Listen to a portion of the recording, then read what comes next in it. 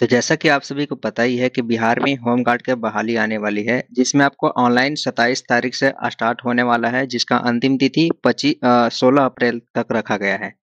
तो यहाँ पर जो बहाली निकाली गई है उसका नोटिफिकेशन मैं यहाँ पर डाउनलोड किया हूँ और उसके बारे में पूरा जानकारी इसमें बताऊंगा कि इसका ऑनलाइन आवेदन कब से होगा, कितना पैसा लगेगा, इसका क्वालिफिकेशन क्या होगा, क्या क्या डॉक्यूमेंट हमें बनाकर रखना होगा, साथ में हमें करेक्टर सर्टिफिकेट बनाना है या नहीं बनाना है, और कौन सा जिला में कितना सीट अवेलेबल है, कौन कौन से लोग भाग ले सकते हैं, और कितना हाइट होना चाहिए, कितना गोला फेंकना है, और क्या क्वालिफिकेशन होना चाहिए, और इसमें एज मिनिमम क्या होना चाहिए, मैक्सिमम एज कितना होना चाहिए, और एज कितना पर लगाया है मिनिमम या मैक्सिमम, कि हमें उस एज के अनुसार सारा डिटेल क्लियर हो जाए। तो उन सभी का मैं पूरा इसमें आपको जानकारी दूंगा। वीडियो थोड़ा सा लंबा होगा, लेकिन थोड़ा सा आप ध्यान से यहाँ पर सुनिएगा और ध्यान से देखिएगा क्या क्या इसमें बताई गई है। तो चलिए नोटिफिकेशन को रीड करके दिखाता हूँ। वैसे डिस्क्रिप्शन बॉक्स में लिंक दे दूंगा जहां से आप यहाँ पर ये नोटिफिकेशन को आप डाउनलोड करके रीड कर सकते हैं। तो चलिए वीडियो स्टार्ट करते हैं। चैनल पर पहली बार है तो चैनल को सब्सक्राइब जरूर कर लीजिएगा। अगर ऑनलाइन करने का आवेदन जब ऑनलाइन आवेदन होगा तो उसका आवेदन करने का अगर वीडियो चाहिए तो आप हमें कमेंट कीजिएगा। ऑनलाइन करने का पूरा फुल प्रोसेस दिखा दूंगा कैसे आपको ऑनलाइन आवेदन करना है।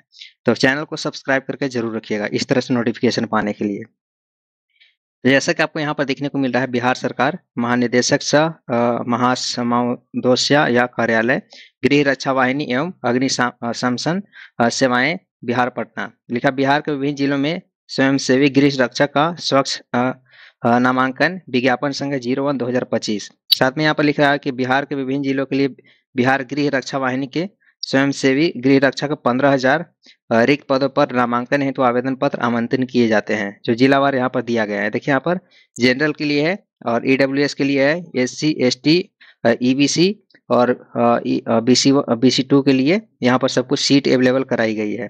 तो कौन सा जिला में कितना सीट है, यहाँ पर जिला का नाम, यहाँ पर सीट लिखा हुआ है, आपको यहाँ पर दिख रहा है, जो यहाँ पर आपको देखने को मिल रहा है।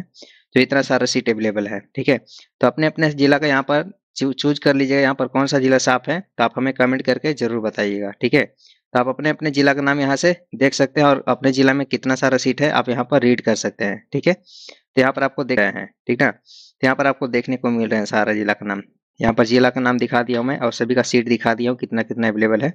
अब चलते हैं इसमें, अब आगे आगे क्या क्या इसमें दिखाया गया है और हमें आवेदन करने के लिए क्या क्या डॉक्यूमेंट की जरूरत पड़ेगा, चलिए आपको जानकारी देता हूँ। पहले यहाँ पर देखिए स्वच्छ नामांकन हेतु अर्हताएं जो बताया गया है, आपके क्वालिफिकेशन के अनुसार क्या क्या होना चाहिए। पहले तो आप अगर होमगार्ड का अगर बहाली के लिए आप आवेदन करेंगे तो अभ्यर्थी बिहार के स्थायी निवासी होना चाहिए, यानी कि बिहार का ही कैंडिडेट होना चाहिए और उसकी मतलब निवासी बिहार का होना चाहिए। जैसे कि कहने का मतलब कि निवास प्रमाण पत्र बिहार का बना होना चाहिए।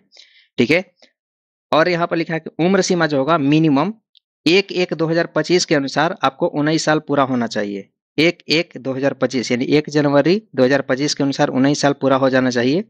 और अभ्यर्थियों की न्यूनतम आयु बताई गई है और मैक्सिमम आयु यहाँ पर 40 वर्ष होना चाहिए। मैक्सिमम जो 40 वर्ष के अंतर में होंगे वही आप आवेदन दे सकते हैं, और जो 19 साल हो गया होगा वो आवेदन कर सकते हैं। ठीक है ना। शैक्षिक योग्यता यहाँ पर जो बताई गई है 1/1/2025 तक विद्यार्थी को यहाँ पर इंटरमीडिएट फाइनल होना चाहिए, यानी कि कम से कम मिनिमम क्वालिफिकेशन जो होगा ना इंटर होना चाहिए, तभी आप आवेदन इसमें दे सकते हैं। यहाँ पे लिखा है 1/1/2025 तक आपको इंटरमीडिएट होना चाहिए। 1/1/2025 का अगर बात किए होंगे तो आवेदन इसमें नहीं दे सकते हैं। 1/1/2025 तक होना चाहिए। ठीक है, जैसे मान लीजिए अभी लोग यहाँ पर इंटरमीडिएट का कल रिजल्ट आया था 25 तारीख को, तो वो लोग इसमें आवेदन नहीं दे सकते हैं। यहाँ पर आप देख पा रहे हैं, यहाँ पर लिखा है शारीरिक योग्यता जो है अभ्यर्थी शारीरिक रूप से कठिन मैदानी कार्य के लिए सक्षम होना चाहिए। आगे बढ़ते हैं।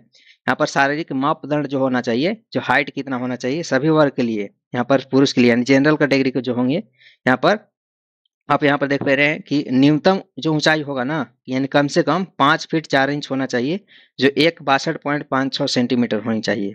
यहाँ पर आपको देखने को मिल रहा है, इस जिले के लिए है। ठीक है, और यहाँ पर जो 157, यहाँ पर किसके लिए, यहाँ पर देखिए, यहाँ पर पुरुष अभ्यर्थी के लिए न्यूनतम ऊंचाई इतना होना चाहिए, जो कैटेगरी वाइज होंगे। यहाँ पर सभी वर्गों की महिलाओं के लिए न्यूनतम, यानी कि जो जनरल हो, एससी हो, एसटी हो, कोई भी कैटेगरी हो, फीमेल कैटेगरी हो, फीमेल के लिए 153 होना चाहिए हाइट। ठीक है, अब सीना की बात किया तो यानी चेस्ट के लिए, तो चेस्ट के लिए यहाँ पर को 31 इंच फुलाएं। ठीक है, और इसमें यानी कि 79 सेंटीमीटर, 31 इंच होना चाहिए 79 सेंटीमीटर तक। ठीक है, और यहाँ पर बताई गई है कि आपको फुलाने के बाद यानी कि फुलाने के बाद आपको 3 सेंटीमीटर यहाँ पर आपको बढ़ाने के लिए है, यानी कि 31 इंच है यहाँ पर तो 79 सेंटीमीटर दिया गया है, और यहाँ पर 30 इंच है तो यानी कि 76 होना चाहिए, यानी कि कितना आपको 3 सेंटीमीटर आपको फुलाना होगा, 3 सेंटीमीटर आपको फुलाना पड़ेगा आपको, यानी मान लीजिए आपको 76 सेंटीमीटर है तो आपको फुलाने के बाद आपको 79 होना चाहिए।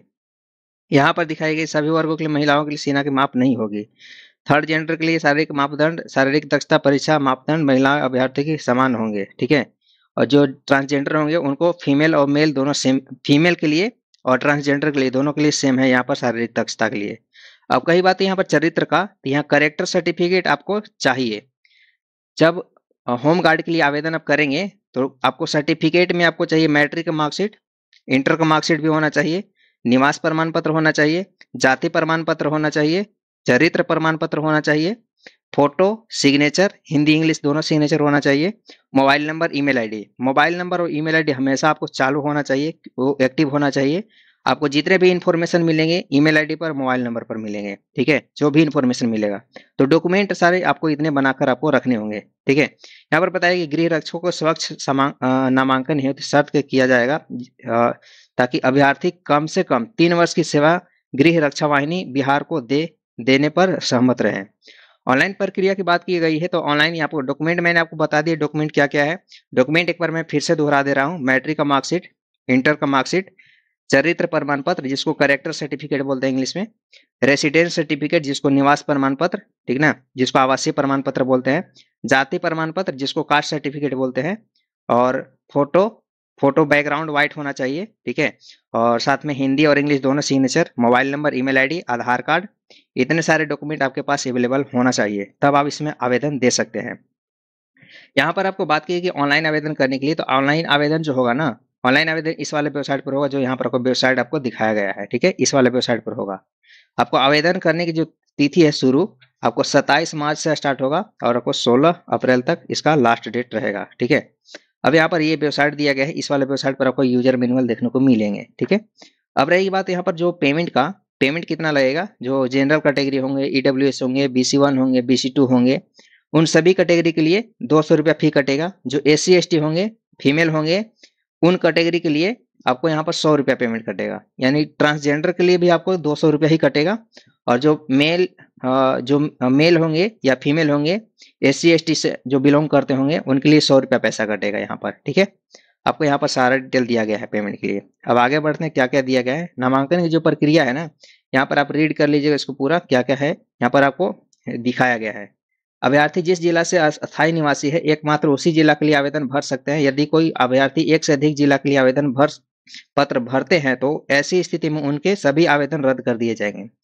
देखिए स्टूडेंट लोग इतना दिमाग मत ज्यादा लगाइएगा कि हम एक जिला के लिए आवेदन कर दिए तो दूसरा जिला के लिए भी आवेदन कर दे रहे हैं, ये आप भूल के भी मत कीजिएगा। अगर ये आप करते हैं ना तो आपका जो पहला आवेदन जो होगा ना, जिस जिला के लिए आप आवेदन किए हैं उस जिला को भी रिजेक्ट कर दिया जाएगा, यानी आपको कहीं का नहीं रहेंगे आप मान लीजिए औरंगाबाद जिला से हैं, आप औरंगाबाद जिला में आवेदन कर दिए, ठीक है, दूसरा जिला अरवल जिला मान लीजिए है, ठीक है, तो दूसरा अगर अरवल जिला या रोहतास जिला और कोई भी जिला के लिए करते हैं तो आपका आवेदन दोनों रद्द किया जाएगा। औरंगाबाद वाला भी कर दिया जाएगा और अदर डिस्ट्रिक्ट भी करेंगे उसका भी रद्द कर दिया जाएगा, यानी कहीं का नहीं आप रहिएगा।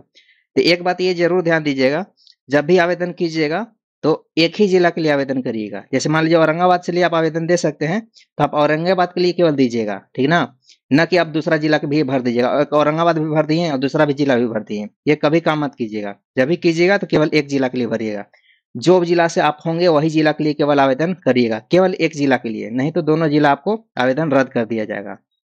यहाँ पर साफ साफ लिखा हुआ है एक से अधिक जिला के लिए आवेदन नहीं देना है।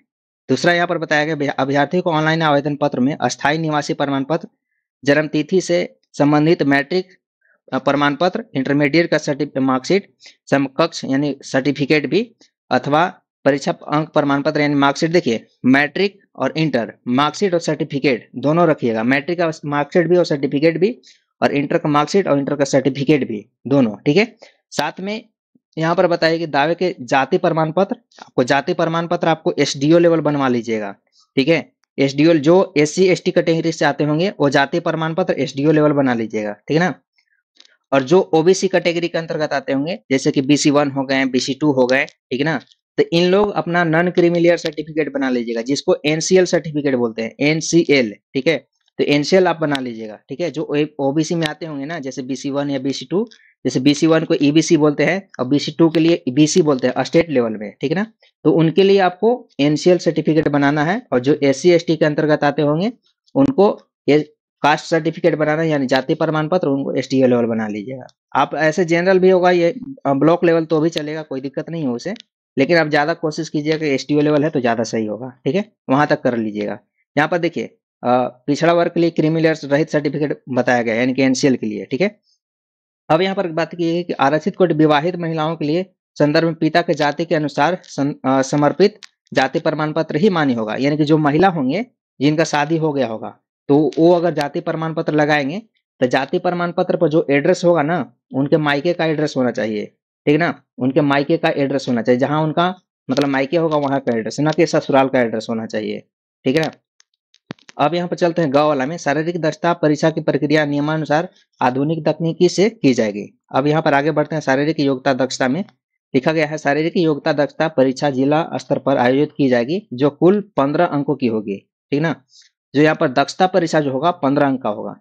यहाँ पर आगे लिखा है दूसरा में, शारीरिक योग्यता दक्षता परीक्षा क्रमबद्ध होगी, जो निम्नलिखित इस तरह से है। यहाँ पर लिखा गया है कि अभ्यर्थी के बायोमेट्रिक रजिस्ट्रेशन एवं सत्यापन के उपरांत सर्वप्रथम दौड़ होगा, पहले आपको रनिंग होगा, फिजिकल होगा। इसके बाद निर्धारित समय में दौड़ पूरा नहीं कर पाने वाले अभ्यर्थी असफल घोषित कर दिए गए जाएंगे एवं आगे की प्रक्रिया उनको भाग नहीं लेने दिया जाएगा। दूसरा में लिखा है दौड़ में सफल विद्यार्थी को ऊंचाई एवं सीने की माप होगी, जो सफल कर जाएंगे। जिसके अभ्यर्थी की ऊंचाई एवं सीने की माप निर्धारित मापदंड कम होगी, यानी कि जो आप ऑनलाइन कराइएगा उसमें अगर मापदंड जो सीना का होगा और जो हाइट होगा अगर आपको कम होगा ना, तो आपको वहां से भी उसको असफल कर दिया जाएगा, यानी वहां से रद्द कर दिया जाएगा, वो हटा दिया जाएगा आपको।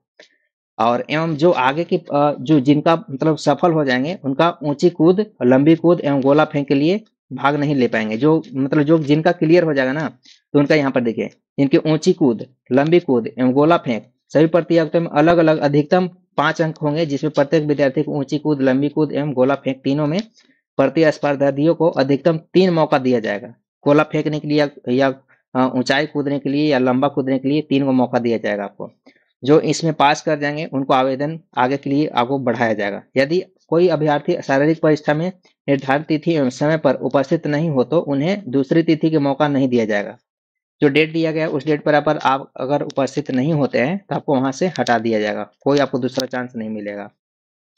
यहाँ पर देखिए आपको कितने कितने आपको कितना अंक मिलेगा। जैसे यहाँ पर लिखा गया है 4 फीट से कम कूदते हैं तो 0 अंक मिलेगा यहाँ पर कूद के लिए, और 4 फीट तो उसके लिए 1 अंक, 4 फीट 3 इंच तो उनके लिए 2 अंक, यानी उसी तरह से लिखा गया 5 फीट के लिए 5 अंक मिलेगा। यहाँ पर आपको महिला के लिए यहाँ पर और ट्रांसजेंडर के लिए यहाँ पर दिखाया गया है, और यहाँ पर पुरुष के लिए है। लंबी कूद यहाँ पर दिखाया गया है, अगर 12 फीट से अधिक और 13 फीट तक अगर कूदते हैं तो 1 अंक मिलेगा, 16 फीट से अधिक कूदते हैं तो 5 अंक मिलेगा। यहाँ पर सब कुछ बताया गया है। गोला फेंकने के लिए 16 फीट से अधिक अगर फेंकते हैं तो 1 अंक, अगर 20 फीट से अधिक फेंकते हैं तो 5 अंक। यहाँ पर आप देख लीजिएगा सभी का, यहाँ महिला के लिए इधर है, पुरुष के लिए इधर है। यहाँ पर आप पूरा रीड कर लीजिएगा इसको, ठीक है। यहाँ पर बताया है कि शारीरिक योग्यता दक्षता परीक्षा में उत्तीर्ण अभ्यर्थी का चिकित्सीय परीक्षण किया जाएगा, यानी कि जो फिजिकल टेस्ट किया जाएगा आपको आगे के लिए, जो मतलब इसमें सभी में पास हो जाएंगे ना उनको फिजिकल टेस्ट किया जाएगा। साथ में आंख, कलर ब्लाइंडनेस, श्रवण शक्ति, फ्लैट, कूद, नॉकिंग, नी, हकलाहट सहित अन्य शारीरिक मापदंडों में जांच की जाएगी। मेडिकल बोर्ड द्वारा योग्य पाए जाने वाले अभ्यर्थी को चिकित्सीय परीक्षण में मेडिकल फिट घोषित किया जाएगा। इस क्रम में यदि कोई अभ्यर्थी को मेडिकल बोर्ड द्वारा किए गए चिकित्सीय परीक्षण पर कोई आपत्ति हो तो अभ्यर्थी द्वारा अपना अपील अभ्यावेदन जिला पदाधिकारी अथवा उनके द्वारा प्राधिकृत अधिकारी के समय 24 घंटे यानी 1 कार्य दिवस के अंदर दायर किया जा सकेगा। यानी कहने के मतलब अगर मान लीजिए मेडिकल टेस्ट में आपको अगर कोई इशू आता है तो आपको 24 घंटा का टाइम दिया जाएगा, आप फिट कर होने के लिए आप 24 घंटा के अंदर आप अपना जो भी आपको प्रॉब्लम लगता है वो सोल्यूशन करा सकते हैं, ठीक है। जिसका निष्पादन जिला पदाधिकारी द्वारा गठित की जाएगी, जिसमें मेडिकल बोर्ड के द्वारा 1 सप्ताह के अंदर किया जाएगा। यानी कि आपको रीटेस्ट जो दिया जाएगा ना, आपको 1 सप्ताह में पूरा क्लियर करा लेना होगा, आपको यहाँ पर दिया गया है। विलंब के दायर अपील मान्य होगी, अगर विलंब होता है तो आप अपील करेंगे तो आपको मान्य किया जाएगा। फिर बाद में अगर यानी 7 दिन से ज्यादा हो जाएगा तो बाद में अपील नहीं यहाँ पर दायर किया जाएगा, यहाँ पर दिखा गया है।